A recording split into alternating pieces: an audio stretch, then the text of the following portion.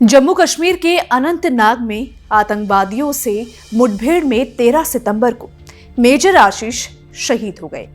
हरियाणा के पानीपत जिले के रहने वाले मेजर आशीष की शहादत की खबर जैसे ही पूरे इलाके में पहुंची, शोक की लहर वहां दौड़ गई।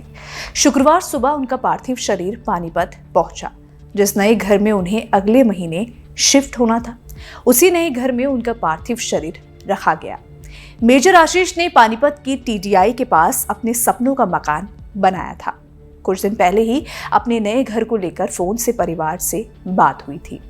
बातचीत में मेजर आशीष ने पूरे परिवार के साथ जन्मदिन के जश्न नए घर में मनाने की बात कही थी।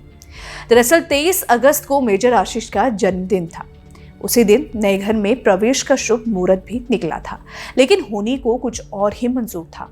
परिवार में किसे पता था कि जश्न मनाने से पहले ही उनके पास मेजर आशीष की शहादत की खबर आएगी। मेजर आशीष की शहादत के बाद परिवार की इच्छा पर उनके पार्थिव शरीर को उनके सपनों के मकान में रखा गया। सुबह 7 बजे टीडीआई स्थित उनके नए मकान में उन्हें लाया गया। नए घर में जब आशीष का शव लाया गया तो परिवार के लोगों ने उन्हें सैल्यूट किया। उनके इस बलिदान के लिए न सिर्फ उनका परिवार बल्कि पूरा देश उनको सलाम कर रहा है।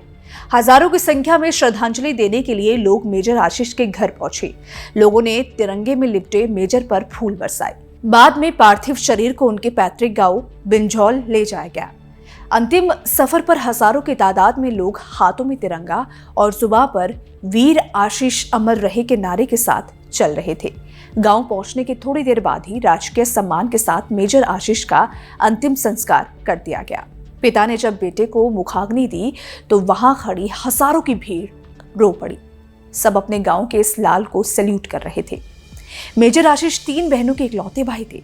उनकी 2 साल की बेटी भी है। मेजर आशीष भले पंचतत्व में विलीन हो गए, लेकिन देश उनकी इस शहादत को कभी नहीं भूल पाएगा।